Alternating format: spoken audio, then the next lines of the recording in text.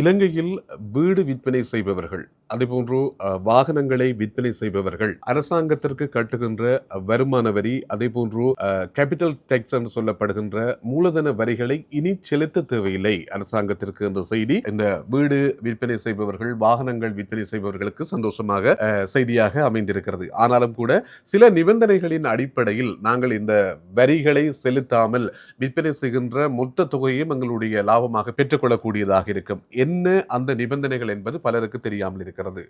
ஆனால் இது தொடர்பான மேலதிக சட்ட ரீதியான தகவல்களை நீங்கள் பெற்றுக்கொள்ள வேண்டுமாக இருந்தால் இலங்கை உள்நாட்டு இறைவரி திணைக்களத்தின் இணையதளத்திற்கு சென்று முழுமையான விவரங்களை அறிந்து கொள்ளலாம். சில விவரம், நீங்கள் ஒரு வீட்டினை விற்பனை செய்ய போகின்றீர்களாக இருந்தால், நீங்கள் அந்த வீட்டின் உரிமையாளராக இருந்தால் 3 ஆண்டுகள் கட்டாயமாக உங்களுடைய பெயரில் அந்த வீடு இருக்க வேண்டும். அதே நேரம் 2 ஆண்டுகள் தொடர்ச்சியாக அந்த வீட்டில் நீங்கள் வசித்தவராகவும் இருக்க வேண்டும். அது ஒரு அடிப்படை தன்மை. அதே போன்று அந்த வீட்டில் நீங்கள் வசிக்கும் போது அந்த வசித்த காலம், வசித்த பிரதேசத்தில் நீங்கள் நடந்து கொண்ட விதம் தொடர்பான தகவல்கள் அடங்கிய இன்னும் பல முக்கியமான விவரங்களும் அதில் இருக்கிறது.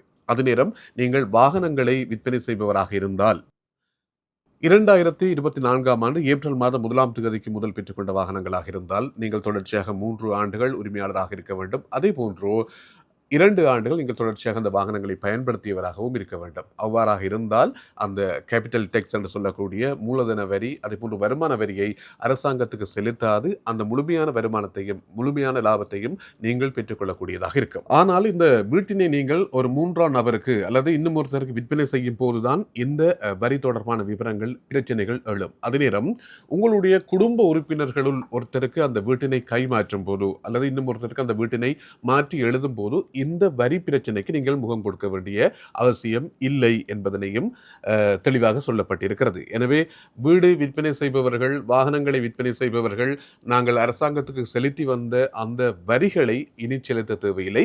ஆனால் இந்த நிபந்தனைகள் மிக முக்கியமானவை என்பதையும் நாங்கள் இனி வீடு விற்பனை செய்யும் போதோ அல்லது வாகனங்களை விற்பனை செய்யும் போதோ அறிந்திருக்க வேண்டியது கட்டாயம்.